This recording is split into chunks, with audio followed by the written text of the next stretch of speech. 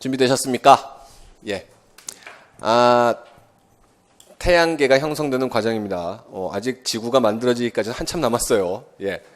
태양계 자체는 이 물질들이 뭉쳐져서 한 곳으로 수축됐다가 회전 속도 때문에 튕겨나가서 천체들, 행성들이 만들어졌다 그랬었죠. 그럼 생각을 해보세요. 태양계에 있는 모든 천체들은 회전하는 방향이 어떨까요? 같겠죠.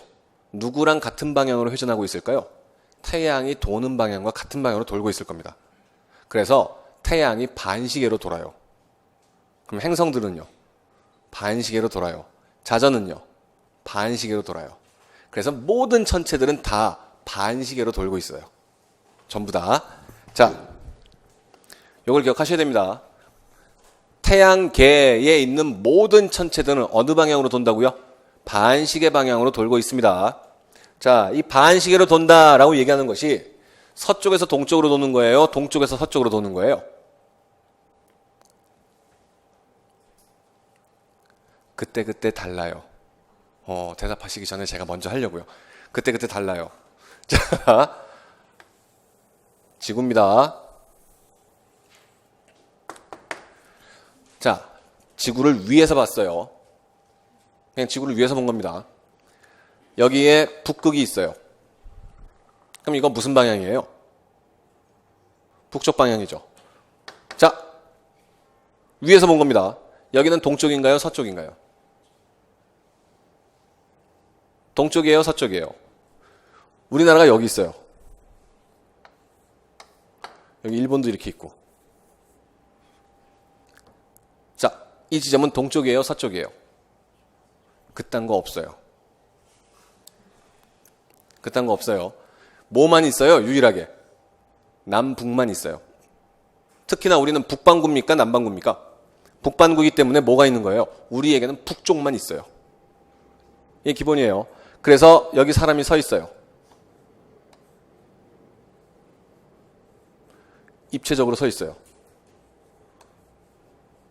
어떤 느낌인 줄 아시죠? 마음의 눈으로 보세요. 여기 서 있어요. 자, 이 사람이 북극 방향을 향해서 봐요. 북극을 이렇게 보는 겁니다. 나침반을 놨을 때 나침반의 N극이 가리키는 그 방향으로 이렇게 딱 서는 거예요. 이렇게 딱 섰어요. 그래서 북쪽을 봐요. 그럼 그 북쪽을 바라보고 있는데 나에 대해서 북쪽을 바라보는 내가 생각할 때 나의 오른쪽이 어떤 방향이에요? 동쪽이 되는 거예요. 나의 왼쪽이 서쪽이 되는 겁니다. 북쪽을 보면서. 여기가 동쪽, 여기가 서쪽이 되는 거예요. 그래서 이 지역은 우리나라에 대해서는 서쪽이에요. 이렇게 되는 겁니다. 하지만 이곳에 있는 유럽에 대해서는 동쪽이 되는 거예요. 무슨 말인지 아시겠죠? 기준이 중요한 겁니다. 이때 동서남북 이 방위를 결정하는 기준은 누구예요? 관측자. 내가 결정하는 거예요. 그래서 내가 어디를 바라봤을 때요? 북쪽을 바라봤을 때 거기에 대해서 오른쪽이 동쪽, 왼쪽이 서쪽입니다. 자, 근데 요 북극이 지구의 자전축이에요. 지구는 어느 방향으로 돈다고요? 반시계. 이렇게 도네요. 반시계 방향으로 도는 겁니다. 그럼 내가 바라볼 때, 내가 생각할 때는 이 위치에서부터 이 위치로 이렇게 이동을 하고 있는 거잖아요. 이렇게 돌고 있는 게 반시계죠. 아니면 아니라고 하셔야 돼요. 예, 이거 반시계 맞아요? 맞나요? 그럼 내가 바라볼 때, 북쪽을 바라볼 때 왼쪽에서부터 북쪽을 바라볼 때에 오른쪽으로 이동을 하고 있는 거죠. 그럼 어디에서 어디로 가는 거예요? 서쪽에서 동쪽으로 이동하는구나. 맞나요? 우리 오늘 전체적인 어떤 공무원 과학에서 중심이 되는 40가지의 그 기본 개념들 중에 중요한 것을 몇 개 배웠어요. 기본적으로 판단을 할 때 제일 중요한 힘은 무슨 힘이라고요? 전자기력이고, 이거 배웠잖아요. 전기적으로 중성이 될 때까지는 힘이 발동된다는 전자기력이 제일 중요하고, 이런 얘기를 했습니다. 자, 화학적인 성질은 크게 두 종류가 있어서 전자를 주는 금속성과 전자를 받는 비금속성이 있다면 이것들이 모여서 물질을 형성하게 돼서 천체를 만들었을 때 그 천체에 대해서 우리가 판단할 때 동서남북이라는 이 방위는 내가 결정한다예요. 내가 관측자가 어디에 있는가에 따라서 동서남북이 달라지는 겁니다. 그럼 이 위치는 여기 서 있는 사람에 대해서는 어느 방향이 되는 거예요? 동쪽 방향이 되는 거지만 이곳에 서 있는 사람이라면 그림이 어렵는데요. 예. 이곳에 서 있는 사람이라면 이렇게 북쪽을 바라보는 사람이라면 동쪽은 바라볼 때의 오른쪽이었으니까 여기가 동쪽이죠. 여기는 무슨 방향이라고요? 서쪽이 됩니다. 그럼 반시계 방향으로 돈다라고 얘기를 했으니 이 사람이 생각해도 서에서 동으로, 이 사람이 생각해도 서에서 동으로 계속 돌고 있는 거죠. 그래서 지구는 자전 방향이 어디서 어디로 돈다 그러는 거예요? 서에서 동으로 돈다라고 얘기를 하는 겁니다. 별거 없죠. 근데 문제는 태양을 본 거예요. 자, 태양은 어느 방향으로 돌고 있을까요? 어느 방향이요? 반시계 방향이요. 태양이 반시계로 돌기 때문에 지구도 반시계로 도는 거예요. 태양이 반시계로 돌기 때문에 태양계에 있는 모든 천체들은 다 반시계로 도는 겁니다. 자, 근데 내가 북쪽을 바라보는 것이 아니고 이번에 태양이 어느 방향으로 도는지 태양을 바라봤어요. 태양을 바라봤더니 여기 있는 사람은 태양이 보입니까? 안 보입니까? 안 보인단 말이에요. 그럼 여기 있는 사람이 이 태양을 바라보는데 북쪽을 바라보면서 오른쪽이 뭐라고요? 동쪽. 북쪽을 바라보면서 왼쪽이 서쪽. 이렇게 되는 거죠. 맞아요? 태양은 어느 방향으로 돌아요? 반시계. 이게 어디에서 어디로 돈다고 얘기하는 거예요? 동에서 서로 돈다라고 얘기를 하는 거예요. 지구는 반시계로 돌죠. 태양은요? 반시계로 돌아요. 그런 표정 아니에요? 그런 거 아니에요. 별거 아니니까. 태양은 어느 방향으로 돌아요? 반시계. 지구는요? 반시계. 단 지구가 반시계로 도는 것은 어디에서 어디로 도는 거라 그러는 거예요? 서에서 동으로. 태양이 반시계로 도는 것은요? 동에서 서로. 생각해 보세요. 서로 마주보고 있을 때 지구는 이렇게 도는 게 이게 반시계인데 태양은 이렇게 도는 이렇게 하는 게 이게 반시계잖아요. 그러니 지구는 서에서 동으로, 태양은 동에서 서로 자전한다라고 얘기를 하는 겁니다. 그러나 방향은 어떤 방향인 거예요? 같은 방향이에요. 반시계 방향. 재밌죠? 우리 피곤하기도 하고 기차도 달리는데 어떻게 좀 또 재미난 얘기 하나 해드릴까요? 항상 해는 어디서 뜹니까? 동쪽이요? 남반구에 가더라도 해는 동쪽에서 뜨나요?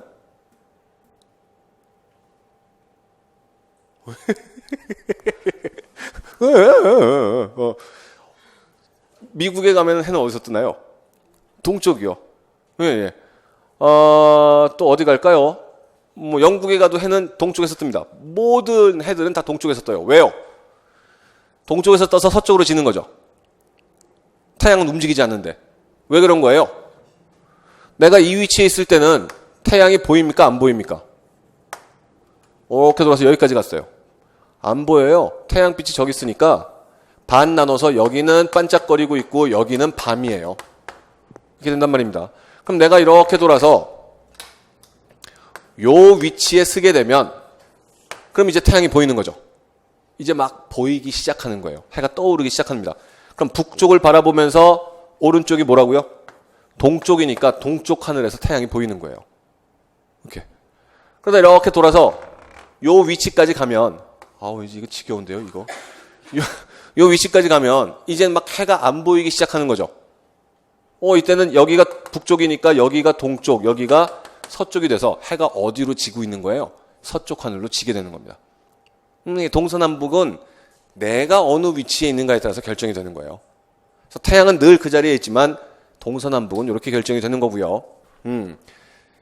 이거는 앞으로도 천체를 관측할 때 우리가 사용해야 되기 때문에 조금 좀 시간을 들여서 설명을 해드린 겁니다. 자, 그랬고 나서는 이제 보세요. 그 태양에 대해서 이제 우리가 관측을 합니다. 그럼 태양은 뭘로 구성되어 있습니까? 태양의 대부분은 뭐예요? 수소예요.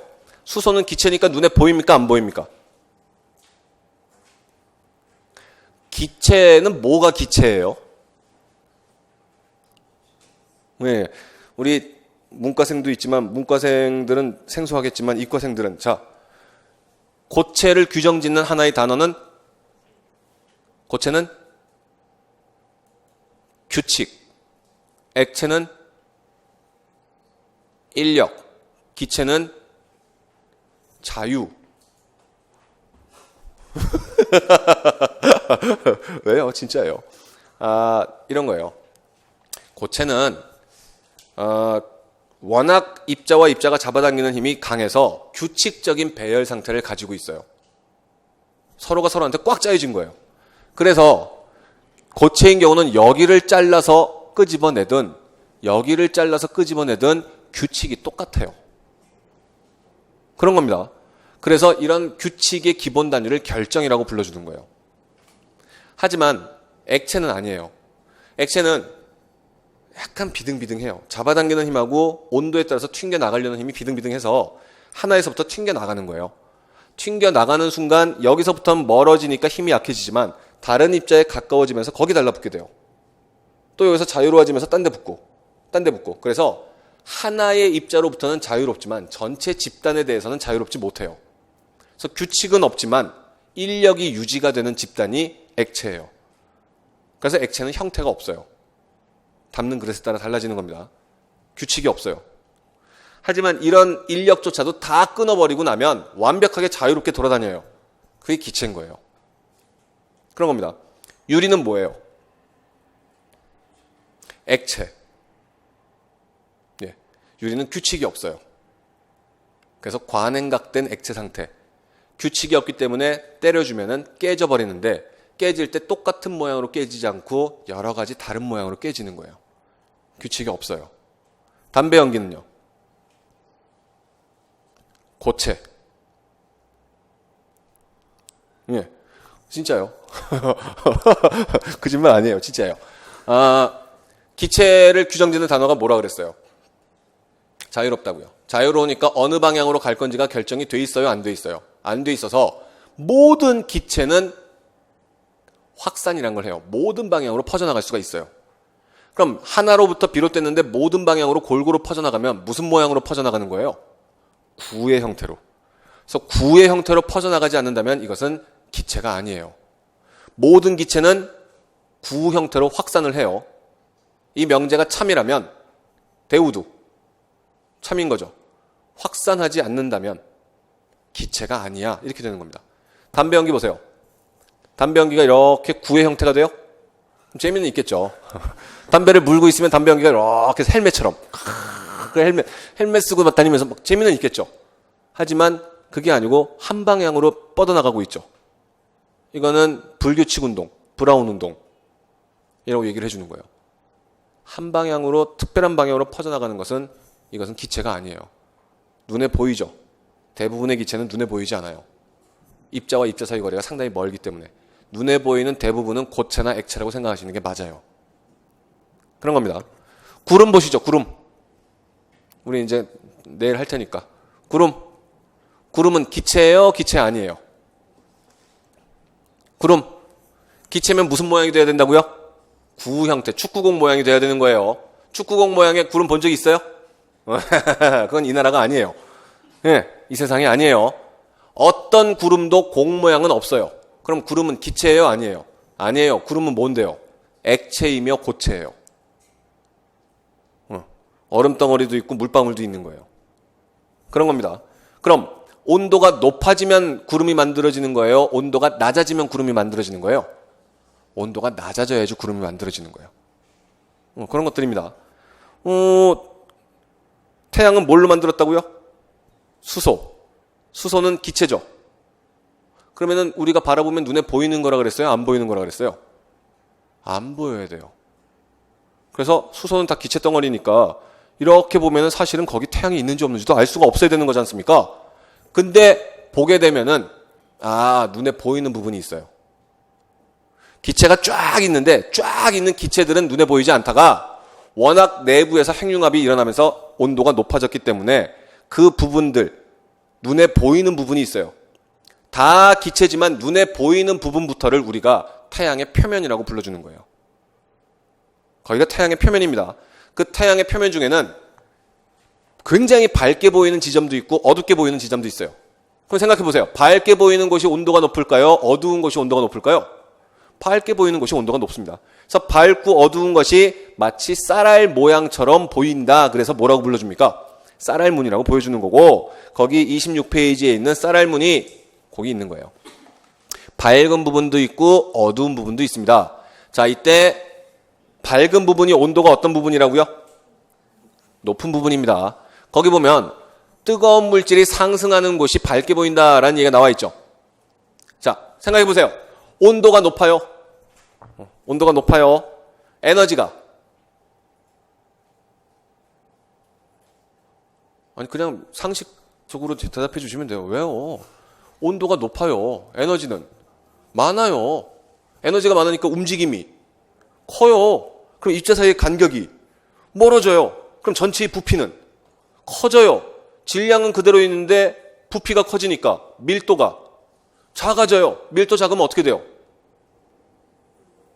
밀도가 작으면 떠올라요. 이거 밀도를 뜨고 가라앉는 것을 결정하는 게 누구예요?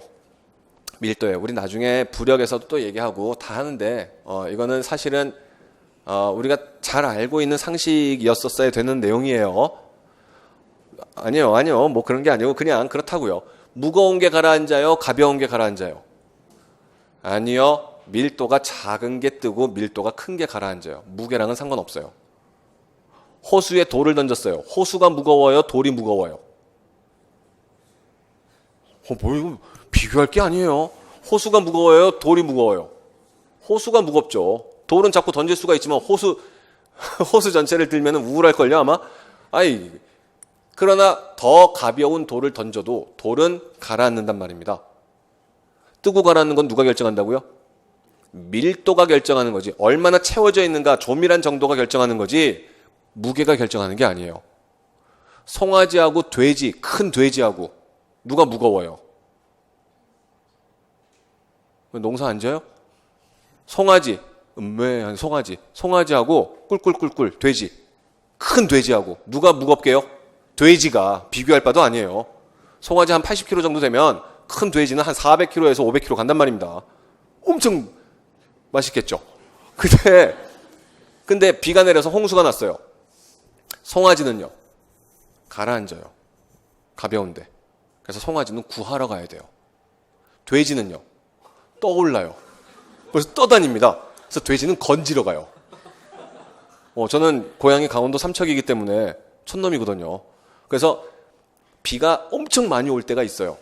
뭐 8월달 요때쯤 되어서 비가 엄청 많이 오면 동네 아저씨들이 야! 돼지 떠내려올 테니까 잡아서 잔치하자. 이러고 딱 그 강가로 가십니다. 정말로. 그런 거예요. 그 돼지가 막 떠다닙니다. 왜요? 지방이 많기 때문에 밀도가 작아서 그래요. 그런 거예요. 뜨고 가라앉는 것은 밀도가 결정을 해주는 겁니다. 물의 밀도는 기준으로 1이라고 잡는 거예요. 물이 기준값 1이에요. 사람의 밀도는 0.98입니다. 그럼 물보다 밀도가 어때요? 작죠? 그래서 사람이라면 물에 들어가면 뜨는 거예요. 사람은 다 떠요. 얼만큼 뜨는 거예요? 1에 대한 0.02. 그래서 2%가 떠요. 그래서 물속에 들어가서 다 이렇게 이만큼 반만큼 뜨면 좋겠지만 안 그래요. 2%만 딱 뜨기 때문에 그 떠오를 수 있는 2%에 코하고 입을 갖다가 놓는 것이 그게 수영이에요. 그렇잖아요. 뭐 떠올랐는데 발목만 2%가 이렇게 떠오르면 안 뜨는 이만 못하는 거죠. 그런데 좀 다른 사람들 집단이 있어요. 흑인 형아들이 그 사람보다는 말에 좀 더 구조가 가까워요. 실제로. 그래서 연골 조직이라든지 이 관절 조직도 말에 가깝기 때문에 굉장히 탄력이 좋은 거예요. 운동하지 않아도 몸에 근육질이 되는 이유는 몸에 단백질이 굉장히 많기 때문에 그래요. 지방직은 굉장히 작고 그래서 밀도가 1보다 커요. 1.01에서 1.03까지 나간단 말입니다. 그래서 물에 잘 안 떠요. 그래서 운동 능력이 굉장히 좋은데 흑인이 수영 선수가 없어요. 그래서 수영 선수는 백인들이 하는 거예요. 아니면 수영하는 사람들 봐요. 운동을 그렇게 열심히 하는데 각진 근육을 가지고 있는 수영 선수가 있는지. 각진 근육을 가지고 있으면 수영을 못해요. 단백질 조직이 너무 많으면.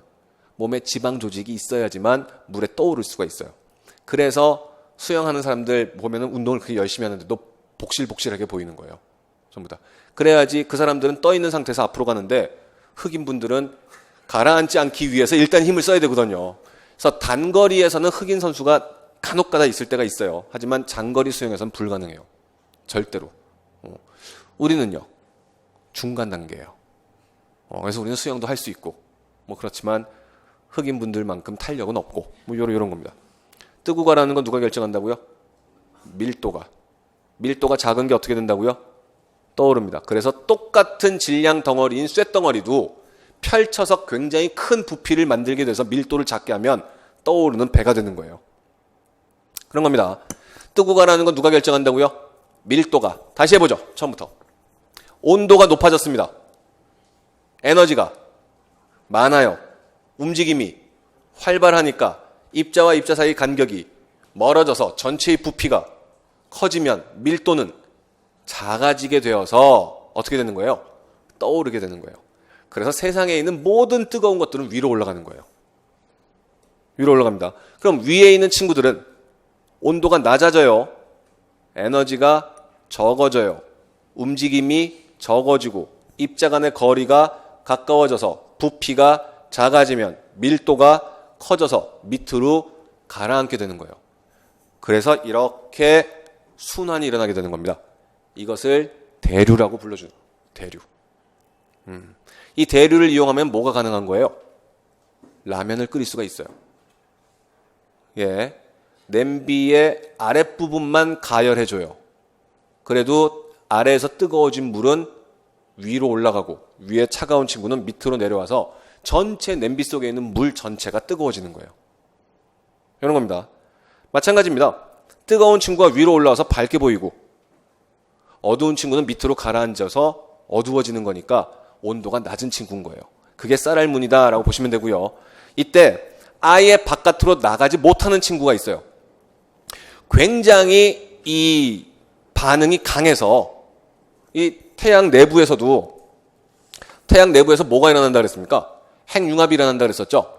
이 핵융합 과정이 진행되고 나서 굉장히 에너지가 많은 부분들은 굉장히 에너지가 많아요. 그럼 이 부분들에서는 플라즈마,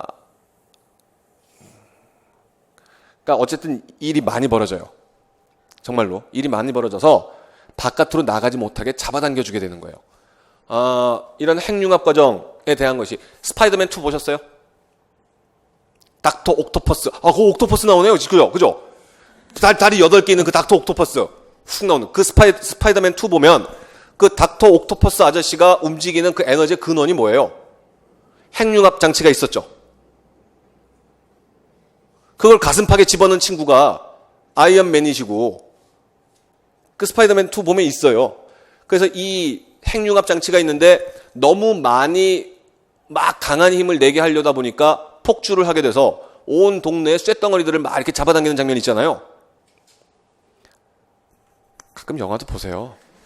그런 장면이 있어요. 그래서 핵융합 장치가 막 폭주하게 되니까 온 동네에 있는 그 철들을 다 잡아당기는 굉장히 강력한 자기장을 지니게 되는 경우가 있어요. 실제로 핵융합 장치는 이런 어떤 자기장을 이용해요. 이 수소의 핵융합이 일어나려면 기본적으로 온도가 한 2만 도쯤 돼야 되는데 우리가 핵융합 발전소가 있을 거 아니에요. 그 핵융합 발전소에서 이 핵융합을 시키려고 그러면은 온도가 2만 도가 돼야 되는데 2만 도가 됐을 때 그걸 견딜 수 있는 그릇이 뭐가 있어요? 2만 도인데 태양도 6천 도인데 2만 도를 견딜 수 있는 그릇이 없잖아요. 근데 이 수소라든지 이런 어떤 핵융합 물질을 갖다가 내가 모아놓을 수 있는 그릇은 필요하단 말입니다.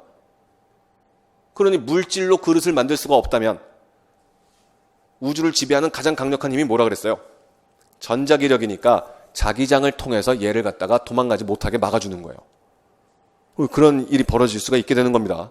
예, 그런 것처럼 태양의 핵융합 과정이 굉장히 많이 진행되게 되면 이 부분, 특정한 부분들에서 특별히 활동이 굉장히 심해진 부분들이 생겨나요. 그 활동이 굉장히 강력한 부분들은 굉장히 강한 활동 때문에 자기장이 굉장히 강해져요. 그럼 기체 물질이라든지 이런 물질들이 바깥으로 나가요? 못 나가요?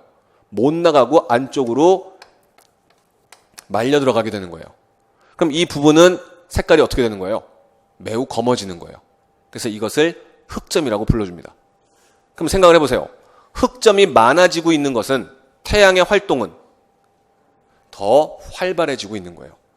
태양의 활동이 활발할수록 흑점이 개수가 많아지게 되는 겁니다. 흑점이 있어요. 그럼 가시광선으로 봤을 때 흑점은 어때요? 색깔이 없이 까맣죠. 하지만 자외선으로 봤을 때는 어때요? 거기가 훨씬 더 에너지를 많이 내놓고 있어요. 흑점이. 활동이 더 활발한 곳이 흑점입니다. 단지 가시광선을 내놓지 않을 뿐이에요. 예, 그 정도 보시면 되고요. 이 흑점으로 알아낸 성질을 보게 되면 거기 그림 한번 보세요. 가운데 있는 부분은 빨리 움직이고 있고 흑점이, 극지방에 있는 흑점은 천천히 움직이고 있죠. 만약에 태양이 딱딱한 돌덩어리라면 가능한 얘기예요? 불가능한 얘기예요? 불가능하죠. 같이 움직여줘야 되는 거 아닙니까? 그렇잖아요. 서울에 이렇게 있는데 나는 강남에 있고 친구는 강북에 있어서 지구가 돌면 돌수록 나하고 친구 사이의 거리가 점점 멀어지는 이런 일은 없지 않습니까? 왜요? 지구는 딱딱한 덩어리니까. 근데 지금 태양 같은 경우에는 태양이 이렇게 있는데 적도 지역에 있는 흑점은 무진장 빨리 움직이고 있고 극지방에 있는 흑점은 매우 천천히 움직이고 있는 거잖아요. 그죠? 그럼 이것은 서로 거리가 지금 계속 멀어지고 있다는 얘기 아닙니까? 서로 떨어지고 있어요. 이건 태양 전체가 딱딱한 덩어리라는 얘기예요? 말랑말랑하다는 얘기예요? 말랑말랑한 유체구나라는 걸 알 수가 있다는 얘기입니다. 그래서 흑점의 자전이라고 얘기하는데요. 흑점이 도는 것을 통해서 태양은 기체구나라는 걸 알 수가 있었고 이것이 반시계 방향으로 회전하는구나라는 것도 태양은 반시계 방향으로 자전하는구나라는 것도 알 수가 있었습니다. 이때 태양이 반시계 방향으로 자전하는 것은 태양 입장에서는 동에서 서로 가는 것이 반시계다라는 얘기를 했었고요. 흑점의 이동 시간을 통해서 태양의 자전 주기도 확인할 수가 있었습니다. 왜 적도 지역이 훨씬 더 빨리 움직입니까? 자전 축으로부터 거리가 머니까 원심력이 훨씬 큰 거예요. 예. 이것도 이제 나중에 또 얘기를 하고요. 태양의 대기는 그래서 눈에 보이지 않는 기체들의 덩어리가 태양의 대기인데 개기일식을 하게 되면은 볼 수가 있습니다. 그래서 개기일식 때 달이 태양을 가렸을 때 표면이 보이지 않으면 밝은 곳이 보이지 않으면 그 바깥에 있는 대기층이 빛나는 것을 우리가 볼 수가 있었고요. 이때 태양의 표면을 광구라고 얘기했을 때 그 광구의 바로 위에 있는 얇고 붉은 층이 채층. 채층을 뚫고 불꽃 모양으로 솟아오르면은 붉은 불꽃이야. 그래서 홍염. 한문입니다. 붉을 홍자에 불꽃 염자예요. 혹은 그 개기일식 바깥으로 보여지는 태양의 대기층을 우리는 코로나라고 불러줍니다. 코로나는 그 4-3번에다가 줄거주시면 돼요. 광구와 대기 중에서는 온도가 가장 높습니다. 가장 온도가 높기 때문에 태양으로부터 멀리 떨어져 있는 대기층인 거예요. 그렇고요. 플레어라는 것도 있습니다. 플레어. 이거는 흑점 주변에서 나타나는 격렬한 폭발 현상, 막 터지면서 빛이 나는 거예요. 이것은 태양 활동이 활발하기 때문에 생겨나는 거죠. 그래서 태양 활동이 활발할 때 플레어가 생겨나게 되면 이때 이 태양으로부터 태양풍이 굉장히 많이 쏟아지게 됩니다. 고에너지 입자들, 플라즈마 입자들이라고 불러주는 친구들이 많이 쏟아지게 돼요. 그럼 얘네들이 전기를 가지고 있는 입자이기 때문에 우리는 통신도 잘 되지 않고 여러 가지 어떤 전파의 교란 같은 것들도 일어나요. 이런 현상을 델린저 현상이라고 불러주게 됩니다. 이런 태양이 보내주고 있는 이런 플라즈마 입자들, 고에너지 입자들이 지구에 와서 빛나게 되는 것이 오로라라고 얘기를 해주는 겁니다. 그래서 오로라는 나중에 이제 또 열권에서 보여진다라는 걸 이제 말씀을 드릴 건데요. 죽기 전에 한 번은 봐야 된다고 얘기를 들어봤던 그 오로라입니다. 예. 오로라 보신 분 계십니까? 제가 이렇게 예전에 대학 가려고 하는 애들한테도 이 수업을 하면서 오로라는 죽기 전에 한 번은 봐야 돼라고 얘기를 했더니 얘가 대학에 합격한 다음에 오로라를 봤네요. 나는 아직 못 봤는데. 그래서 보고 나서 사진을 찍어서 보내주면서 선생님 죽기 전에 한 번은 보셔야죠라고. 근데 너무 좋았대요. 정말로 너무 멋졌고 가서 누워있는 동안에 아무 생각도 안 났답니다. 단지 단점이 있다면 얼어 죽는 줄 알았대요. 어디에서 보이는 겁니까? 극지방에서. 예, 오로라는 보통 극지방에서. 그래서 가서 봤다는데 우리도 뭐 나중에 보면 되죠. 뭐 죽기 전에 한 번만 보면 될 것 같아요. 오로라입니다. 언제 많이 생겨난다고요? 태양의 활동이 심해졌을 때.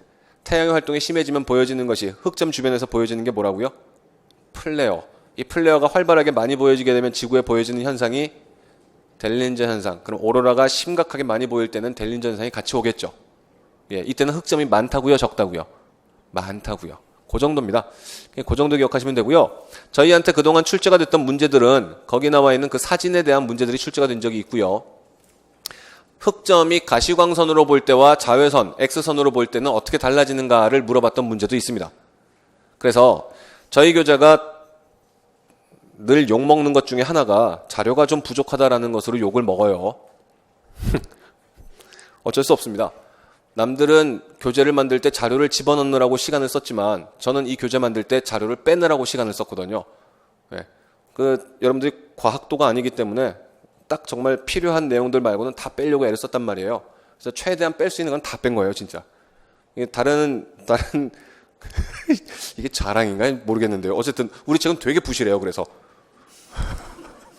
딱 공무원 시험을 준비하는 사람들만 볼 수 있는 책이에요. 만약에 과학을 공부하고 싶은 사람이 보게 되면 굉장히 우울할 수밖에 없는 책입니다. 내용이 없어요. 그냥 껍데기만 있는 책이고요. 그래서 가급적 최대한 뺄 수 있는 걸 다 빼다 보니까 안 빼도 되는 것들을 뺀 부분도 있어요. 어떤 부분이냐면 사진이요. 그래서 이 사진을 빼면서 스스로를 위로했었어요. 이 사진은 열정이 있는 사람들은 서점에 가서 다른 참고서를 한 번씩만 훑어보면 사진만 볼 수 있을 거야. 그 사진 때문에 책이 두꺼워지는 것은 옳지 않아. 이런 생각을 스스로 하면서, 예. 거꾸로 얘기하면은 여러분들이, 나중에 서점에 책을 살 필요가 없어요. 그래서. 사진만 보면 되기 때문에. 그 파트에 다른 책들에 있는 사진을 한 번쯤은 보시면 좋겠는데요. 그게 이 태양의 사진과 생명과학 파트의 사진들입니다. 생명과학 파트는 글 있는 사람 혹은 사진의 종류에 따라서 똑같은 건데 다르게 보이는 것들이 있기 때문에 서점에서 한번 보셔야 되고요. 태양의 사진은 여기 있는 걸로 충분할 것처럼 보이지만 칼라가 필요해요. 칼라를 보셔야 명확하게 감각을 가질 수가 있으니까 칼라 참고서, 돈 많은 사람들이 찍어내는 칼라 참고서도 있잖아요. 그 칼라 참고서에 있는 칼라 사진들을 한 번쯤은 보시면 좋겠고요. 나는 서점 갈 시간이 없어. 그러면 인터넷에 검색해서 보세요. 그래서 태양의 사진을 가시광선 사진만 보는 것이 아닙니다. 자외선 사진, X선 사진 다 종류별로 한번 색깔을 한번 보세요. 굉장히 예쁩니다. 예. 오늘 이것 좀 봐주세요라고 부탁드린 게 2개 있네요. 지식 채널에서의 원소의 기원 파트, 그죠? 예, 우주의 시작 파트를 한번 찾아보시고요. 그리고 태양의 사진도 한번 검색을 해보세요. 그 정도입니다. 자, 그러고 나서 이제 실질적으로 이 태양 주변에 있는 행성들의 특징들에 대해서 이제 공부를 하게 되는 건데요. 거기 태양계 행성의 특징 챕터 6번입니다. 보시면 태양계 행성들의 일반적인 특징이라는 게 나와 있는데 이거 단어만 말씀드릴 거예요. 내용은 우리가 아까 얘기했으니까. 행성의 공전 궤도면은 지구의 공전 궤도면인 황도면과 거의 일치한다 라고 나왔습니다. 황도는 나중에 다시 우리가 천체를 관측할 때 나오니까 기억하실 필요는 없어요. 지금 여기 포인트가 되는 말은 뭐예요? 지구를 포함한 모든 행성들의 공전 궤도면이 어떻다는 얘기입니까? 같은 면이다 라는 거 기억해 주시고요. 모든 행성들은 어느 방향으로 돈대요? 반시계 방향으로. 이것을 우리는 뭐라고 부릅니까? 서쪽에서 동쪽으로. 누구만 빼고요. 태양은 동쪽에서 서쪽인데 이렇게 됩니다. 자전 방향은 모두 공전 방향과 같은 반시계 방향이에요. 금성과 천왕성을 제외한 나머지라고 얘기했는데요. 금성은 시계 방향으로 도는 것처럼 보입니다. 도는 것처럼 보여요. 왜 그렇게요? 도는 방향을 도는 축을 자전축이라고 얘기해 주는데 자전축에 대해서 다들 반시계로 돈단 말입니다. 근데 금성은 튀어나올 때 빙글빙글 돌면서 튀어나온 거예요. 그래서 자전축이 이렇게 돌아버렸어요. 그래서 우리는 자전축이 몇 도 기울어져 있다 그러는 거예요? 23.5도쯤 기울었다라고 얘기하는데 금성의 경우에는 거의 180도만큼 기울었다라고 얘기를 하는 겁니다. 180도 돌아주면 다시 그 자리지 않습니까? 근데 회전 방향이 달라진 거예요. 거꾸로 어떻게 돌면서. 그래서 금성이 178도인가요? 뭐 그 정도로 자전축이 기울었다고 얘기를 하는 거예요. 그래서 금성만 시계 방향으로 돌고 있는 거고요. 나머지는 다 반시계 방향입니다. 천왕성은요? 누워 있어요. 이 친구는. 이렇게 해서 이렇게 도는 게 아니고 그냥 이렇게 누워 있어요. 그 역시 반시계는 반시계인데 누워 있는 상태에서 반시계이기 때문에 반시계로 얘기를 못 하는 거예요. 그냥 천왕성은 누워 있습니다. 그래서 그것들 별 의미는 없어요. 어차피 천왕성은 안 나오니까. 그래서 행성들의 자전 방향도 반시계다라는 거 기억하시면 좋겠고요. 태양에서 멀어질수록 공전 주기가 길어지고 공전 속도가 느려진다는 나중에 케플러의 법칙에서 다시 할 겁니다. 단 지금 여러분들이 기억하실 때는 누가 메신저의 신이라고요? 수성이. 누가 제일 빨리 돌고 있었어요? 수성이. 공전 속도가 제일 빠른 게 누구라고요? 수성. 즉 태양에 가까울수록 공전 속도가 빨라지는구나 정도 기억하시면 돼요. 5번은 버리셔도 됩니다. 나중에 케플러 법칙할 때 얘기할 거니까. 그래서 지구형 행성과 목성형 행성의 지금 특징, 성질이 지금 쫙 이렇게 분포되고 있는데 우리 이거 다 안 할 거라고요. 우리는 뭐 한다 그랬습니까? 지구형 행성은 작고 단단하고 느리게 자전한다. 이거 하나 기억한다 그랬습니다. 작고 단단하고 느리게 자전합니다. 그래서 보세요. 연상을 시키는 겁니다. 연동을 시키는 거예요. 질량 뭐라고요? 작죠. 지구형은. 반지름 작죠. 자전 주기 자전 속도는 어떻다 그랬어요? 느리다 그랬으니까 한 바퀴 도는데 걸리는 시간이 길죠. 자전 속도가 느린 겁니다. 그게 다라 그랬어요. 그럼 작고 단단한데 느리게 도니까 찌그러진 정도는요? 작죠. 안 찌그러져요. 단단하다 그랬으니까 밀도가 크죠. 꽉 채워져 있죠. 그럼 구성 성분은 무거운 친구들로 구성되어 있죠. 그래서 제일 많은 게 철이에요. 철. 이런 겁니다. 대기 성분 무거운 친구들만 남아있어요. 왜요? 질량이 작으니까. 잡아당기는 중력이 작기 때문에 작은 힘으로도 잡아당길 수 있는 무거운 친구들만 남아있고 가벼운 친구들은 다 도망갔습니다. 위성의 개수요? 지구형 행성은 어떻다고요? 작다고요. 그럼 위성도 가지고 있을 수 있는 위성이 적죠. 작아요. 지구형 행성은 작다고요. 질량도 작고 반지름도 작다고요. 작으니까 중력도 작아요. 그럼 데리고 있을 수 있는 위성도 작아요. 이런 겁니다. 유일하게 지구형 행성 중에 그나마 위성을 데리고 있는 것은 누구예요? 지구. 누구 데리고 있나요? 달 데리고 있죠. 그럼 우리 하나밖에 없잖아요. 예. 하지만 목성이나 토성이나 셀 수도 없어요. 왜요? 어마어마하게 질량이 크니까. 반지름도 크고. 그런 겁니다. 골이 없어요. 단단하니까. 수성, 금성, 지구, 화성이다 라고 보는 거고요. 자, 책 보지 말고 한번 대답해 보세요. 목성형 행성입니다. 목성형 행성의 질량 크겠죠. 목성형 행성은 크고 말랑말랑하고 빠르게 혼자서 돈다라고 얘기했었습니다.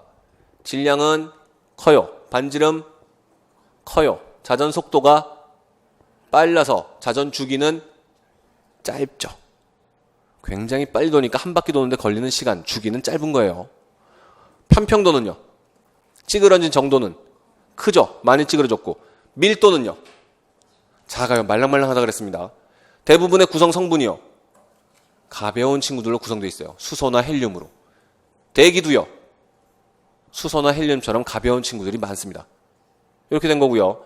위성은요? 많죠. 고리는요?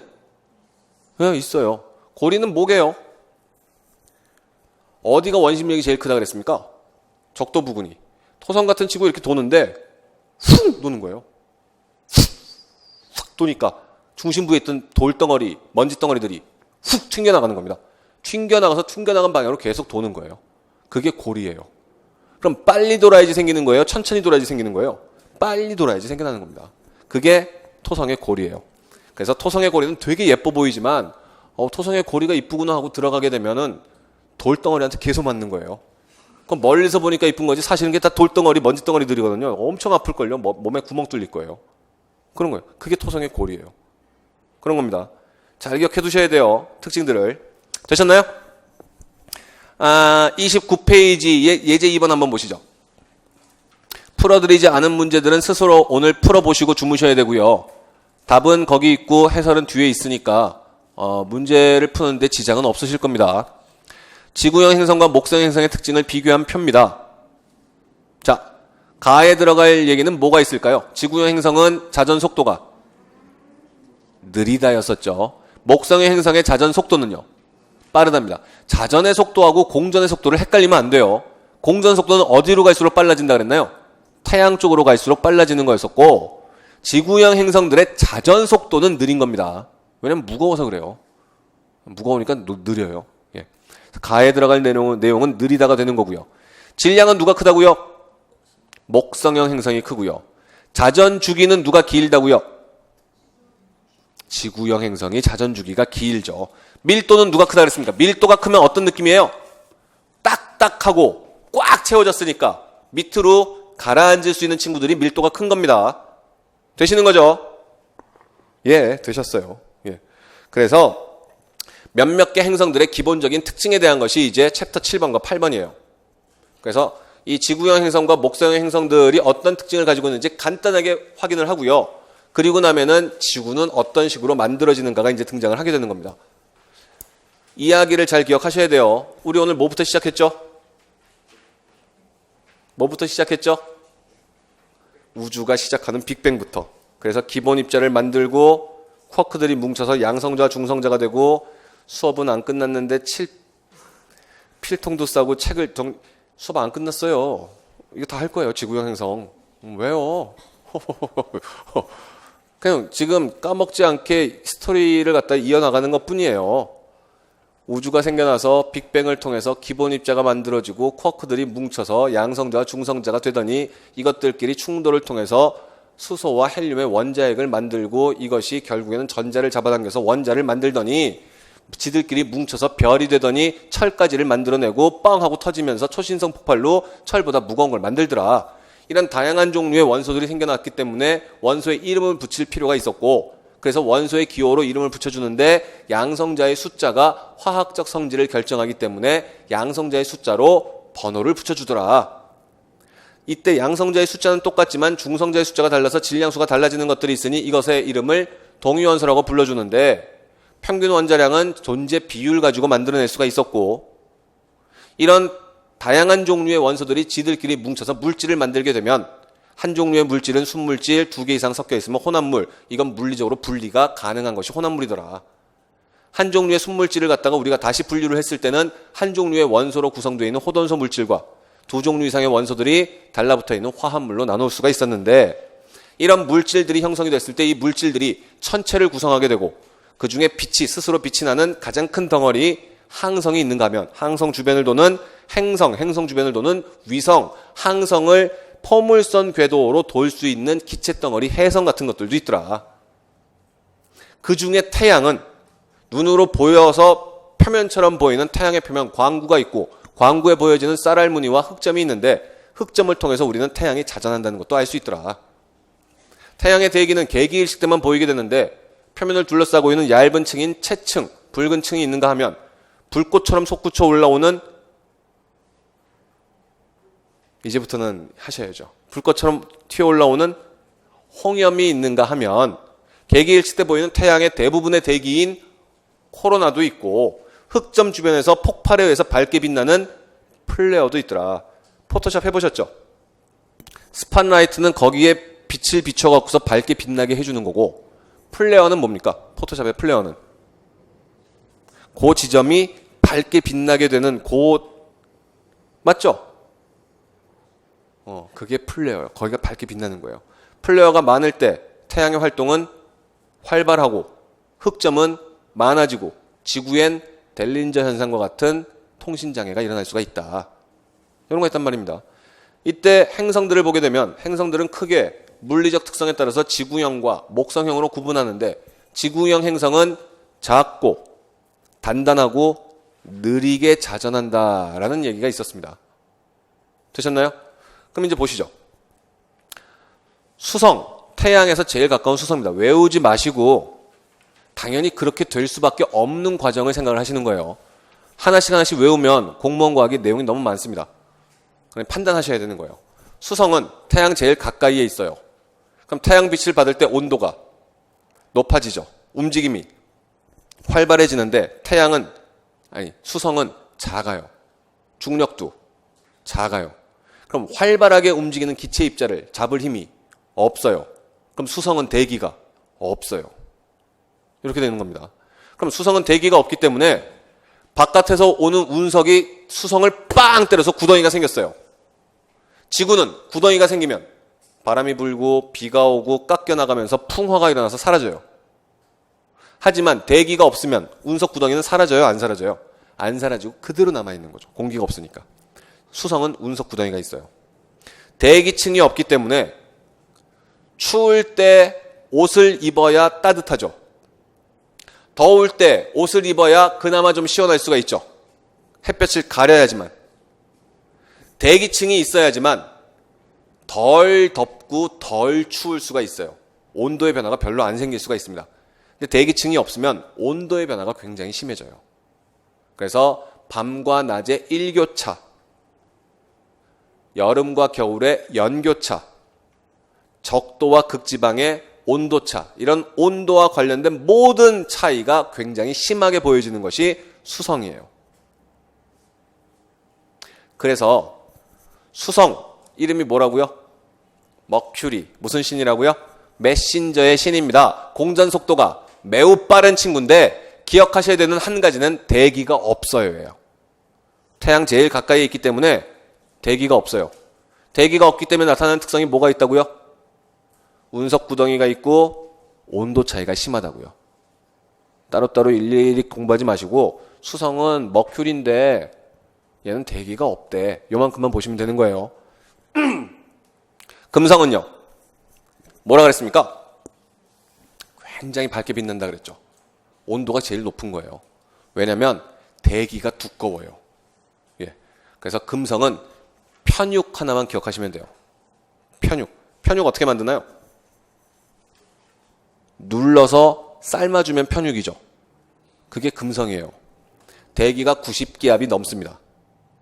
대부분이 이산화탄소인데 1기압이라는 힘 자체가 어마어마하게 큰 힘이에요. 1기압이라는 것은 압력은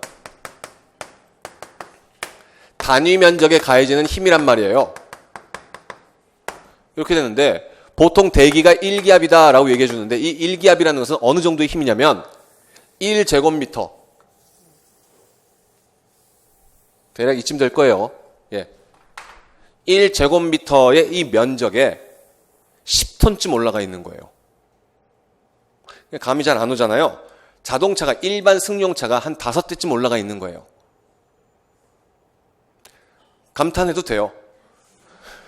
지금 이만큼의 면적에 내 몸 면적도 이것보다 훨씬 클 거란 말이에요.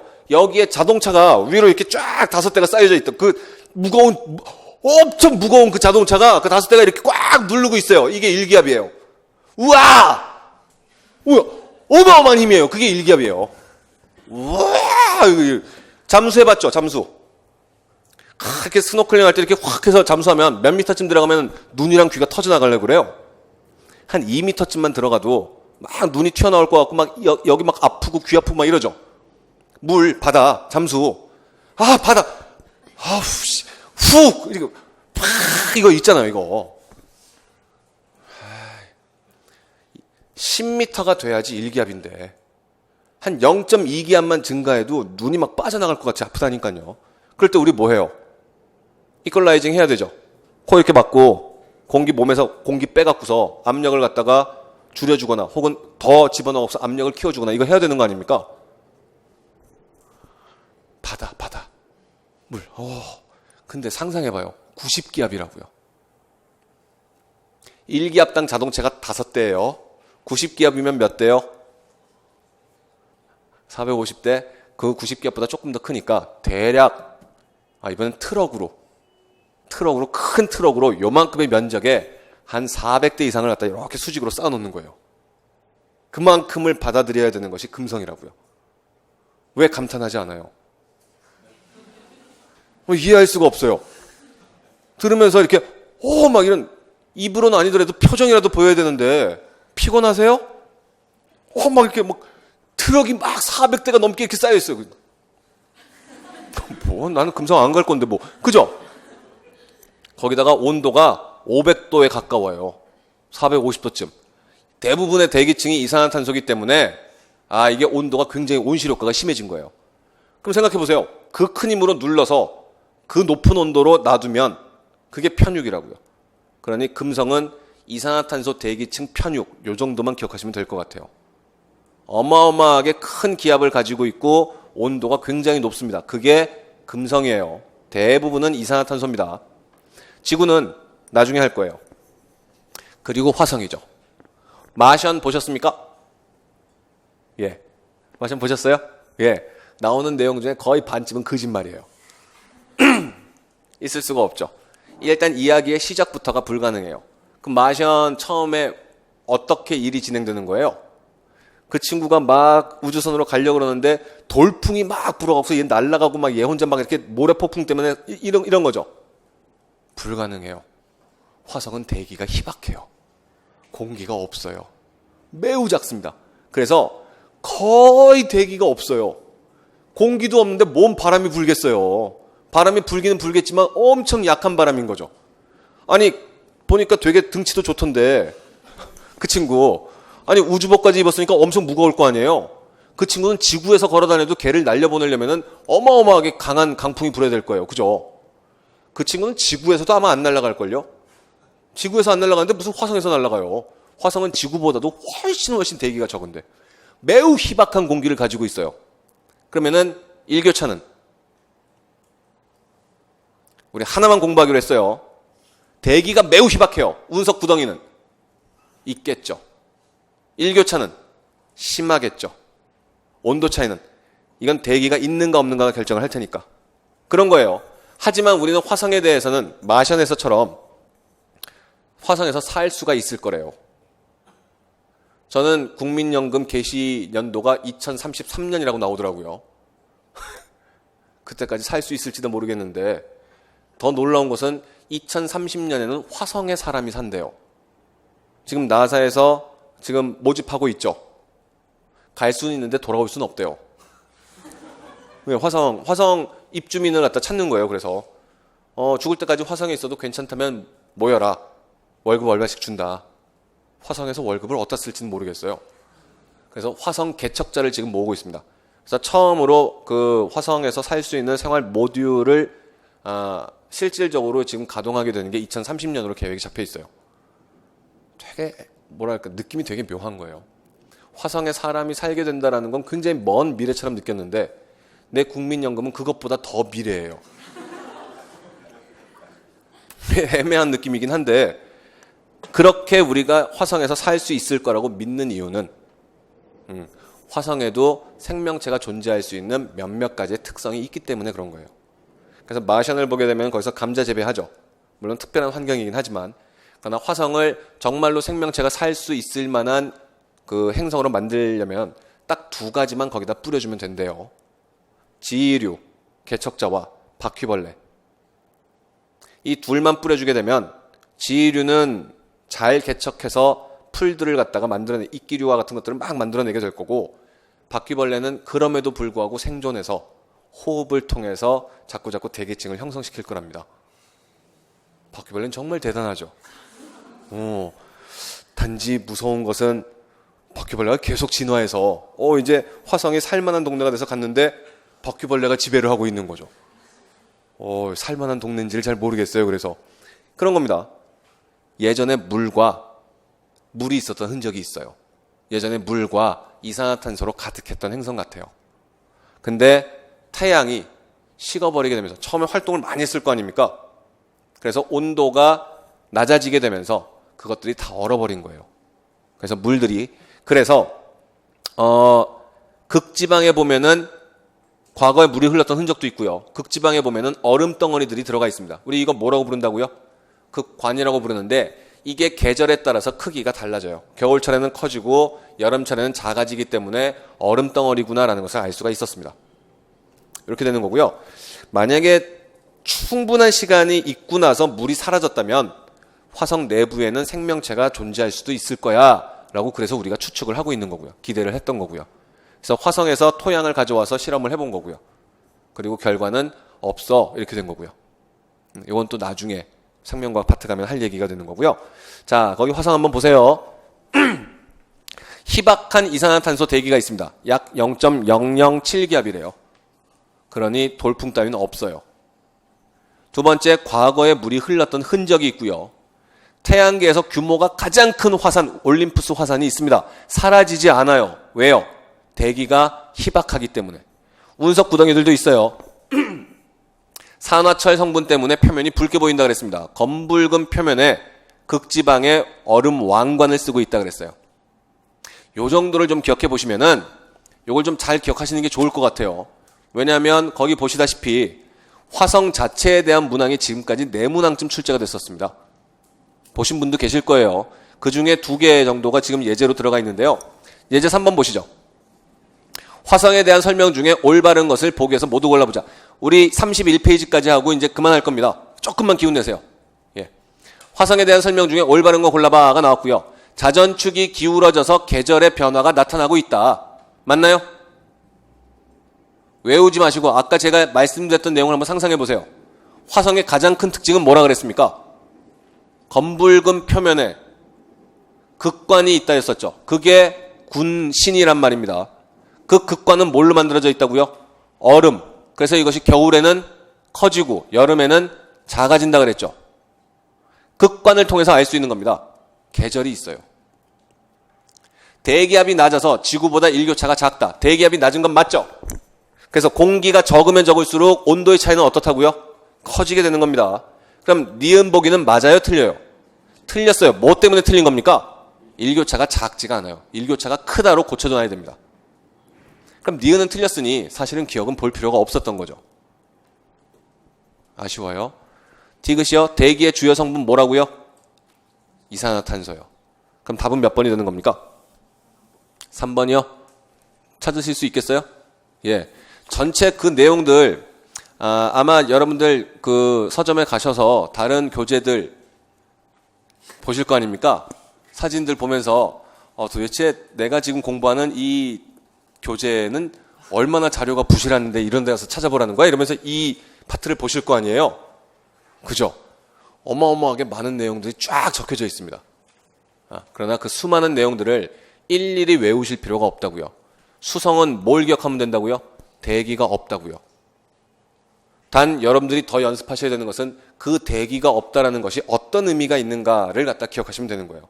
대기가 없으니까 운석 구덩이와 같은 것들은 없어지지 않고 바람도 없을 것이고 풍화도 없을 것이고 그리고 대기가 없으니까 온도의 차이는 심해져서 일교차, 연교차, 적도와 극지방의 온도 차이는 다 심해질 거야. 그 하나로부터 연상해 나갈 수만 있으면 굳이 화성에 대해서 따로 공부하실 필요도 없다는 얘기예요. 화성도 대기가 희박해요? 그러면 역시 같은 현상들이 보이는 거예요. 이것들이 다 뇌가 없어요. 그래서 규칙으로 움직입니다. 예제 4번이요. 어느 행성의 탐사 기록입니다. 작년 서울시 문항이네요. 표면은 붉은색의 사막과 비슷하다. 검붉다는 얘기죠. 매우 큰 화산이 있대요. 여기까지 몰라도 상관없어요. 드라이 아이스와 얼음으로 이루어진 극관이 있습니다. 야, 누구예요? 화성이요. 자, 이 화성에 대한 설명으로 올바른 걸 골라보자가 있습니다. 첫 번째, 표면에 산화철 성분이 많다. 맞나요? 예, 그래서 무슨 색이라고요? 녹슨 철 색깔, 검붉은 색깔, 그래서 전쟁터 색깔이라고요. 1번이 답입니다. 2번, 대기는 존재하지 않는다. 희박한 대기가 있었죠. 극관의 면적은 겨울이 커야 될 거예요. 극관은 얼음 왕관이라 그랬으니까. 지구와 비슷한 크기를 가져서 지구 환경과 가장 유사해요? 뻥치지 말라 그래요. 그 마션에서 제일 거짓말 같은 것들 그 보면서 좀 이상한데 이런 느낌 들었었죠. 뭐 들었었으면 좋았을 텐데. 화성의 중력이 지구와 같을 리가 있어요? 아니잖아요. 지구 반밖에 안 돼요. 그럼 그 사람이 막 거기서 막 이렇게 뛰어다니고 막 이렇게 움직일 때 지구에서처럼 이렇게 움직이잖아요. 근데 달에서는 왜 이렇게 움직이는데요?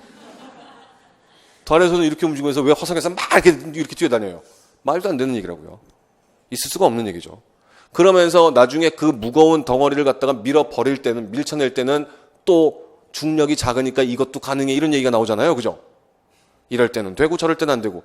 제일 우울한 건 뭐예요? 해가 떠 있을 때 하늘은 붉은 색깔. 대기가 희박하니까. 해가 질 때는 푸른 색깔 노을. 그게 화성일 텐데. 그냥 한낮에 쨍쨍 그냥 파란 하늘에 있다가 붉은 태양이 지는 걸 보면서 이렇게 노을 지는 걸 보면서 이렇게 우수에 잠기는 그런 말 같지도 않은 그럼 여기는 화성이 아니구나 이런 생각이 드는 거잖아요. 돌풍 불 때부터 알아봤죠. 여기는 화성이 아니니까. 그러니 감자도 재배하고 이런 말도 안 되는 것들인데 지구하고 환경하고는 정말 별개인 거예요. 예. 단지 우리가 기대할 수 있다면 뭘 기대할 수가 있는 거예요? 물이 흘렀던 흔적으로 생명체가 예전에 존재를 했었을 수도 있겠다 정도 우리가 그냥 기대를 하는 것뿐이죠. 그 정도입니다. 이게 기본적인 지구형 행성이 되는 거고요. 목성형 행성부터는 다음 시간에 더 정리를 할 거고요. 저희 수업은 계속 이렇게 진행할 겁니다. 기본적인 내용에 일일이 세밀하게 하나씩을 다 공부하는 스타일보다는 큰 줄기로부터 원리를 공부하고 원리에서부터 연상할 수 있는 것을 갖다가 붙여나가는 형태로 공부를 할 거예요. 그래서 여러분들 나중에 혼자서 학습하실 때도 큰 이야기에다가 스토리들을 더 덧붙일 거기 때문에 가급적이면 줄기를 기억하셔야 됩니다. 오늘 첫 번째 뭐 공부했나요? 우주가 시작됐고, 두 번째 다양한 종류의 원소가 만들어졌으며, 세 번째 그것들이 모여서 물질을 만들고, 네 번째 그 물질들이 천체, 태양계를 형성해서, 다섯 번째 그 중에 태양은 어떤 특징을 보여주고 있고, 여섯 번째 행성들을 그 물리적 특성에 따라서 지구형 행성과 목성형 행성으로 구분해서 그래서 지구형 행성의 작고 세밀한 특징들을 갖다가 판단을 한 거예요. 수성은 어떤 특징이요? 대기가 없다. 금성은 편육이라고 그랬습니다. 이산화탄소 편육. 엄청 두꺼운 대기, 이산화탄소에 대기층이 들어가 있고 밝게 빛난다 그랬어요. 미의 여신. 지구는 곧 할 거고, 화성은 대기는 희박하지만 극관이 있고 검붉은 산화철 색깔이다. 여기까지 한 겁니다. 그래서 우주가 만들어지고 다양한 종류의 입자가 형성돼서 물질을 만들고 천체를 형성하는 데까지 온 거예요. 그리고 나면 이제 목성의 행성의 특징을 본 다음에 지구는 그럼 어떻게 만들어졌으며 지구를 구성하고 있는 권역들, 어떤 구조를 가지고 있는가 지구는, 그런 것들이 어떤 변화를 보여주는가 하는 것들이 쭉 연결이 되는 겁니다. 그래서 지구에 대해서 여러분들이 마스터를 하게 되는 거예요. 오늘 일단 동서남북 잘 찾을 수 있었죠? 그죠? 우주를 지배하는 힘은 전자기력이고 화학적 성질은 두 종류며 동서남북은 관측자가 결정해야 하는 거 했습니다. 오늘이 끝나기 전에 다시 한번 복습해 주세요. 고생 많으셨습니다. 오늘 수업 여기까지 하겠습니다. S였습니다.